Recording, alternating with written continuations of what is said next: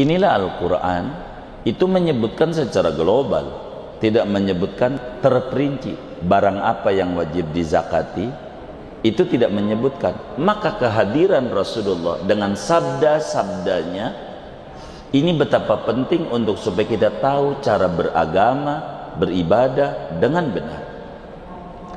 Berbicara haji umpamanya, haji Allah menyatakan wa atimmul hajja wal umrata lillah, sempurnakan haji. Bagaimana cara berhaji, mana yang wajib, mana yang dilarang. Al-Quran tidak menyebut satu demi satu dari berbagai perjalanan haji. Maka Rasulullah sebagai Al-Quran yang berjalan di muka bumi, ini menjadi rujukan untuk kita mendalami apa daripada kalamnya, yakni sabdanya, dan perbuatannya. Puasa Ramadan begitu. Al-Quran menyebut kutiba alaikumussyam, diwajibkan kepadamu puasa. Ini puasa apa yang wajib? Enggak menyebut di situ tuh. Enggak disebut. Ramadan umpama. Bulan apa ini? Kapan puasanya? Bagaimana cara puasanya? Nah, begitu. Apakah boleh ngobrol? Apakah boleh makan? Apa boleh minum? Atau dilarang ngobrol? Atau dilarang makan, dilarang minum? Atau bagaimana? Al-Quran tidak menyebutkan. Maka Rasulullah Sallallahu Alaihi Wasallam menjelaskan secara detail tentang bagaimana cara puasa secara benar. Oleh karena itu penting kita mengkaji ilmu hadis yang disebut ilmu hadis riwayah.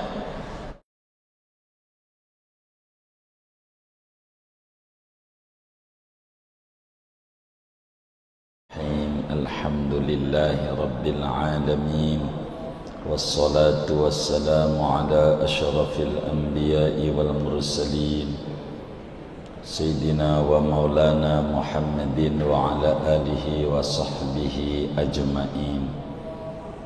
Amma ba'du, faqad qala al-imam al-muallif rahimahullahu ta'ala wa nafa'ana bihi wa bi barakati ulumihi wa ghafara lahu wa li masyayikhihi wa li masyayikhina, amin. Bismillahirrahmanirrahim. Dengan nama Allah yang maha pengasih lagi maha penyayang.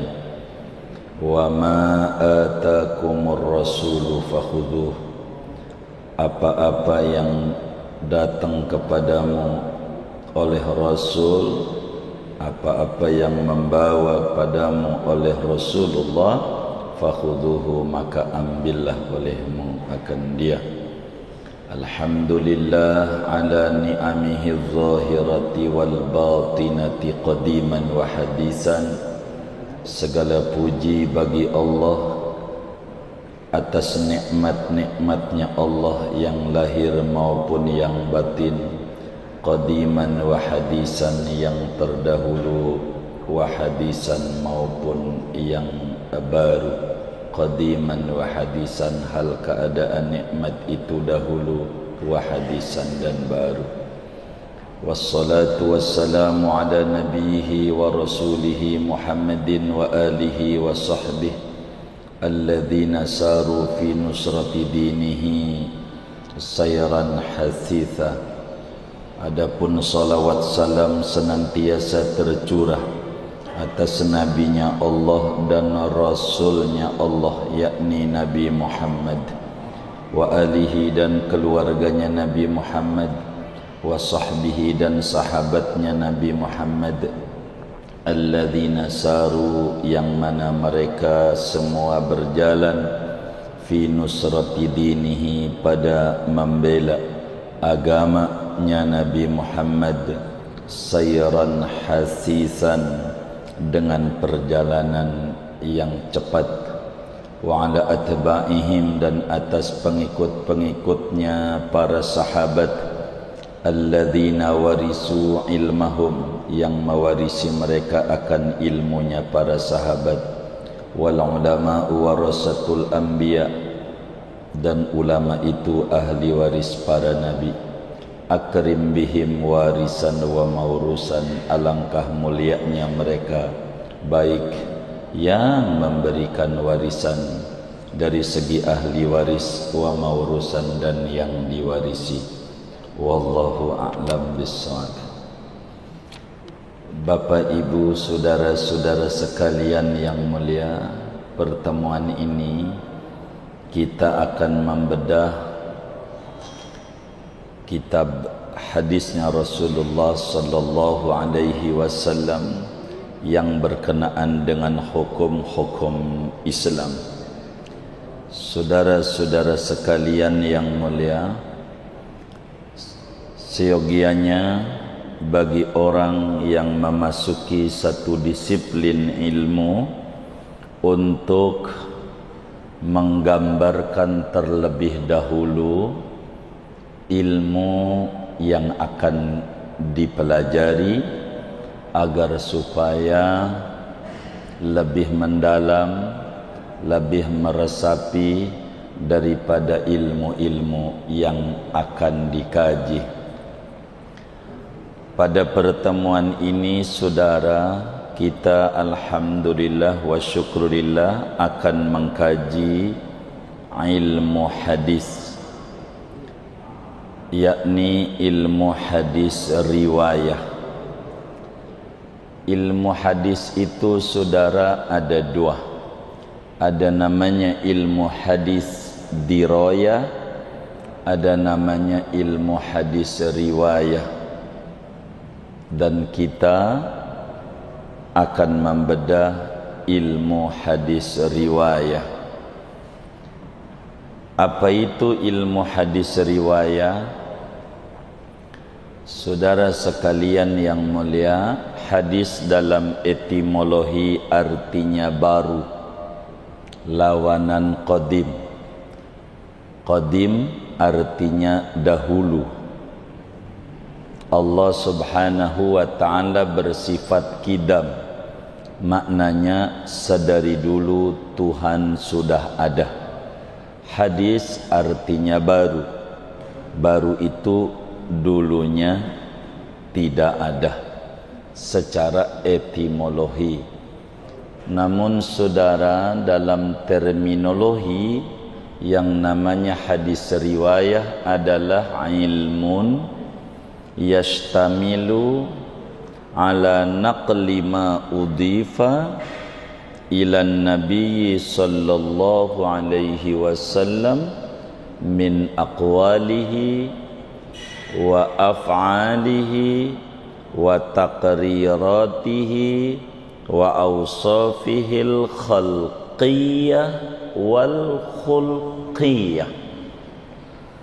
Yang namanya ilmu hadis riwayah adalah satu disiplin ilmu yang mencakup isinya tentang sesuatu yang disandarkan kepada Nabi besar Muhammad sallallahu alaihi wasallam, baik sabda-sabdanya Nabi maupun perbuatan tingkah lakunya Nabi maupun pengakuan-pengakuan Nabi terhadap apa yang dilakukan oleh orang di sekelilingnya, juga tentang postur tubuh Nabi maupun akhlak-akhlaknya Nabi. Ini yang disebut hadis riwayah. Jadi hadis riwayah isinya sabdanya Rasulullah, perbuatan yang dilakukan Rasulullah, semacam sabdanya yang kita dengar, utlubul ilma atau talabul ilmi faridatun ala kulli muslim. Nabi bersabda, itu namanya sabda Nabi. Menuntut ilmu hukumnya amat sangat wajib bagi tiap muslim, namanya sabda. Ada perbuatan, contoh di dalam Sahihul Bukhari, kata Sayyidatuna Aisyah radhiyallahu ta'ala anha, kana Rasulullah sallallahu alaihi wasallam yuhibbut tayamun fi sya'nihi kullihi min babi takrim. Rasulullah itu selalu menyukai yang kanan-kanan pada hal-hal yang baik. Ini namanya perbuatan Nabi. Pakai sendal kanan, pakai baju kanan dulu, masuk masjid kanan dulu, begitu. Nyisir rambut kanan dulu, gosok gigi kanan dulu, dan seterusnya. Ini namanya disebut perbuatan-perbuatan Nabi. Begitu seterusnya. Ini namanya ilmu hadis riwayah. Sedangkan ada ilmu hadis yang satunya, dan bukan ini pembedahan kita, namanya ilmu hadis dirayah, atau orang sebut ilmu usulul hadis atau ilmu mustalah hadis, yaitu ilmun yu'rafu bihi ahwalus sanad wal matni wa kaifiyatit tahammul wal ada wa sifatir ruwat. Ilmu hadis dirayah adalah ilmu yang dengan ilmu tersebut dapat diketahui tentang hal ihwal sanad, hal ihwal tek hadis, tentang cara penyampaian hadis, tentang cara mengaji hadis, tentang perilaku yang membawa hadis. Itu namanya hadis dirayah. Ibaratnya kata Imam Bukhari, haddasanal Humaydiyu, di awal Sahih Bukhari kurang lebih hampir 10.000 hadisnya, telah bercerita kepada kami oleh guru kami Imam Humaydi. Lalu Humaydi berkata, haddasana Sufyanu, telah bercerita kepada kami guru kami Sufyan, terus sampai Sayyidina Umar. Ini namanya disebut sanad. Begitu. Kemudian yang akan membedah tentang matan. Kalau sanad ini akan mempengaruhi hadis itu sahihkah, dhaifkah, hasan, atau hadis ini hadis musalsal, dan seterusnya. Begitu juga cara menyampaikan hadis, apakah bahasanya haddasana, apa akhbarona, apakah amba'ana, apa sami'tu Rasulullah, dan seterusnya. Ini hadis dirayah, tapi kita bukan pada bagian ini pembedahannya. Begitu pembedahannya. Maka saudara, Islam itu agama yang sangat luar biasa. Setiap ada kalimat dari Rasulullah tidak langsung ini siapa yang bawa. Ini yang disebut sanad. Kayak kita nih, kita hari ini ngaji namanya kitab Bulughul Maram, kumpulan hadis-hadis hukum Islam. Ini ada sanadnya, sampailah pengarang namanya Imam Ibnu Hajar Al-Asqalani, ulama yang wafat tahun 852 Hijriah. Nama aslinya Ahmad bin Ali bin Hajar Al-Asqalani. Ini bagaimana kami ini ketemu dengan pengarang kitab yang kita bedah. Ini hebatnya Islam. Kalau kita dalam satu pendidikan, seumpama kita belajar buku matematik karya Mr. John gitu, ini si dosen harus gurunya siapa sampai ketemu Mr. John yang dia bisa mengajar kitab itu. Islam itu jelas, tidak boleh dia ngajar Mr. John, dia sendiri bukan anak muridnya Mr. John. Kalau Islam itu harus jelas. Seperti kita ngaji ini kitab hadis namanya disebut Bulughul Maram. Hadis ini banyak kita bertemu dengan guru, khususnya dari tanah Betawi aja yang dekat, itu ada namanya Kiai Syafi'i Hadzami. Beliau punya guru namanya Habib Ali bin Husain Latas, Habib Ali Bungur disebutnya, ulama besar Betawi asal Hadramaut. Beliau belajar kepada gurunya namanya Syekh Abdul Hamid Kudus, ulama besar Mekah di zamannya. Beliau belajar kepada Sayyid Bakri Shato, ulama besar Mekah asal Mesir dari Dimyati. Abu Bakar Shato belajar kepada Sayyid Ahmad bin Zaini Dahlan. Sayyid Ahmad Zaini Dahlan ini belajar kepada Syekh Utsman bin Hasan Ad-Dimyati, ulama besar Mekah pada zamannya, mufti madhab Syafi'i di Mekah. Beliau belajar kepada Syekh Abdullah Asy-Syarqawi, ulama besar Mesir, makamnya di Mesir. Abdullah Asy-Syarqawi itu belajar Bulughul Maram ini kepada gurunya namanya Syekh Muhammad bin Salim Az-Ziyadi. Beliau belajar kepada gurunya namanya Syekh Muhammad Al-Babili. Beliau belajar kepada gurunya Syekh Salim bin Muhammad As-Sanhuri. Beliau belajar kepada gurunya Sayyidi Syekh Najmuddin Al-Ghaiti. Beliau belajar kepada gurunya Syekhul Islam Zakaria Al-Ansari, makamnya di Mesir.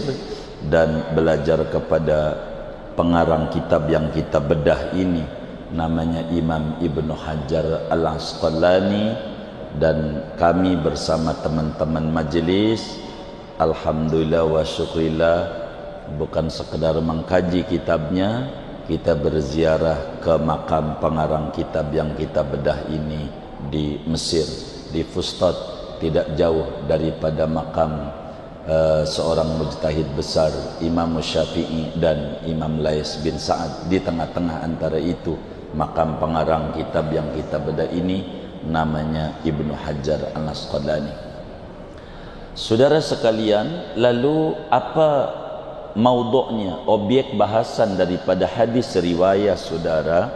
Yaitu objek bahasannya zatuhu sallallahu alaihi wasallam, sosoknya Nabi besar Muhammad sallallahu alaihi wasallam, ditinjau dari sabdanya, perbuatannya, pengakuannya, postur tubuhnya dan juga akhlak-akhlaknya. Lalu apa buah dan manfaat daripada kita belajar ilmu hadis riwayat? Saudara sekalian, buah dan manfaatnya tentu al-fauzu bi sa'adatid darain. Kita akan mendapatkan keberuntungan, kebahagiaan dunia dan akhirat, sebab tidak bisa kita mengenal Allah tanpa Rasulullah, tidak bisa kita ibadah tanpa Rasulullah. Oleh karena itu amat sangat penting kita mengkaji Rasulullah dari sisi sabda-sabdanya, supaya mengenal kita bagaimana bernegara, bagaimana berkeluarga, bagaimana beribadah, bagaimana bergaul, bagaimana berwudu, solat, zakat, puasa, bagaimana ekonomi dalam Islam, bagaimana warisan dalam Islam, dan seterusnya. Ini bakal dibedah dalam kitab ini. Cuman ada dua dari yang diminta oleh pengurus Manarul Amal. Ini bisa dua kemungkinan yang saya tahu. Apakah kita dulu yang khatam, kita belum khatam, ataukah kitab khatam, kita belum khatam? Antara dua. Mudah-mudahan ini kitab bisa khatam nih. Mudah-mudahan kitab yang kita bedah ini dalam jangka 40 tahun. Mudah-mudahan cukup begitu. Mudah-mudahan ya secukupnya umur kita begitu. Sama dengan antrian haji, begitu lama begitu. Hadis saudara, supaya kita faham kedudukan hadis Rasulullah yang kita akan bedah ini, ada dua tinjauan. Karena ujungnya adalah Al-Quran sebagai sumber hukum pertama, tapi hadis ini saudara ada dua tinjauan. Yang pertama, tinjauan hadis itu adalah teks-teks hukum secara jelas yang ada pada Al-Quran. Maka Rasulullah sallallahu alaihi wasallam menjelaskan agar supaya lebih detail dan lebih jelas, baik itu sisi akidah ataukah sisi syariat ataukah sisi akhlak, apa yang tertuang dalam Al-Quran diperjelas oleh Nabi besar Muhammad sallallahu alaihi wa alihi wa sahbihi wasallam. Ini adalah salah satu pentingnya kita mengkaji hadisnya Nabi besar Muhammad sallallahu alaihi wasallam. Kemudian tinjauan yang kedua, belajar ilmu hadis itu saudara adalah Al-Quran seringkali menyebut sesuatu hukum yang diperintahkan oleh Allah secara global, tidak secara detail. Contoh, perintah kita solat, yang kita alhamdulillah barusan telah mengerjakan solat duhur secara berjamaah, yang tentu harapan dan doa kita rangkaian ibadah kita yang wajib maupun yang sunnah diterima oleh Allah subhanahu wa ta'ala, amin ya rabbal alamin. Solat saudara, Al-Quran bilang aqimus sholah, dirikan solat. Nah, Al-Quran cuma menyebutkan dirikan solat. Berapa kali sehari semalam tidak disebut. Ada berapa rakaat yang solat wajib didirikan, Al-Quran tidak menyebut. Rakaatnya berapa begitu, Al-Quran tidak menyebut. Waktunya kapan, Al-Quran tidak menyebut. Mana yang wajibnya, mana yang sunnahnya, Al-Quran tidak menyebut. Maka Rasulullah sallallahu alaihi wa alihi wasallam hadir di tengah-tengah kita agar supaya kita bisa memahami. Karena itu Allah sampaikan dalam Al-Quran, wa ma atakumur rasulu fakhudhu, apa yang dibawa oleh Nabi Muhammad kepada anda manusia, ambil itu, pegang. Sebab solat Al-Quran tidak menyebut dohor, asar, maghrib, isya, subuh.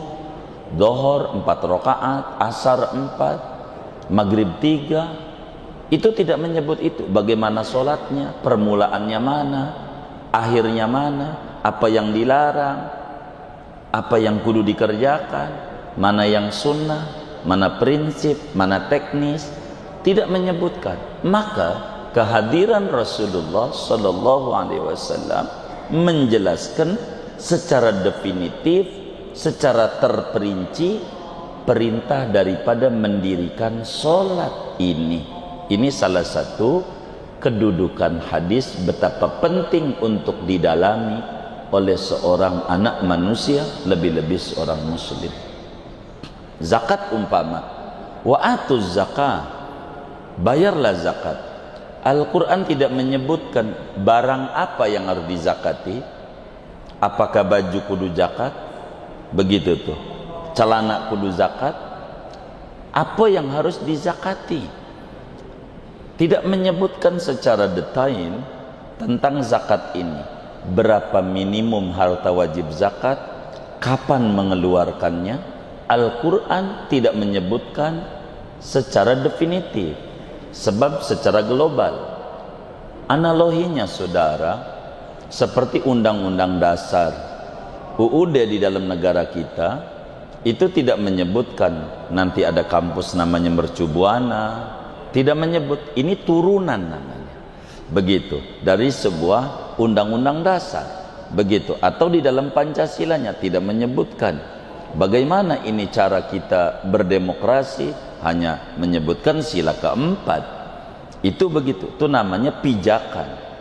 Maka pijakan itu tidak boleh banyak, sedikit. Maka uraiannya banyak. Kayak bangunan Masjid Manarul Amal, itu pondasinya dikit tapi bangunannya begitu banyak dengan berbagai ornamen yang ada. Inilah Al-Quran, itu menyebutkan secara global, tidak menyebutkan terperinci barang apa yang wajib dizakati, itu tidak menyebutkan. Maka kehadiran Rasulullah dengan sabda-sabdanya Ini betapa penting untuk supaya kita tahu cara beragama, beribadah dengan benar. Berbicara haji umpamanya, haji Allah menyatakan wa atimmul hajja wal umrata lillah. Sempurnakan haji. Bagaimana cara berhaji? Mana yang wajib? Mana yang dilarang?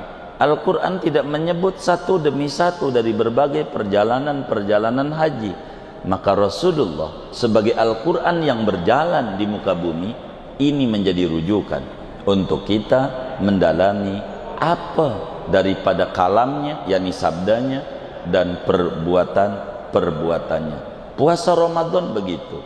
Al-Quran menyebut kutiba alaikumusiyam, diwajibkan kepadamu puasa. Ini puasa apa yang wajib? Enggak menyebut di situ tuh. Enggak disebut. Ramadan umpama. Bulan apa ini? Kapan puasanya? Bagaimana cara puasanya? Nah, begitu. Apakah boleh ngobrol? Apakah boleh makan? Apa boleh minum? Atau dilarang ngobrol? Atau dilarang makan, dilarang minum? Atau bagaimana? Al-Quran tidak menyebutkan. Maka Rasulullah Sallallahu Alaihi Wasallam menjelaskan secara detail tentang bagaimana cara puasa secara benar. Oleh karena itu penting kita mengkaji ilmu hadis yang disebut ilmu hadis riwayah.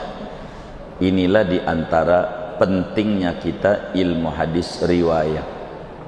Siapa yang mengkodifikasikan? Kalau bahasa kita orang, penemu pertamanya sampai dibukukan ilmu hadis riwayah ini, yaitu Imam Ibnu Syihab Az-Zuhri pada masa dinasti Umar bin Abdul Aziz rahimahullahu ta'ala. Sesudah Rasulullah Sallallahu Alaihi Wasallam meninggal dunia 100 tahun, maka disuruh mencatatlah oleh Raja Umar bin Abdul Aziz hadis-hadis Rasulullah Sallallahu Alaihi Wasallam yang tadinya dari mulut ke mulut supaya dibukukan. Sedangkan ilmu hadis diroyah begitu.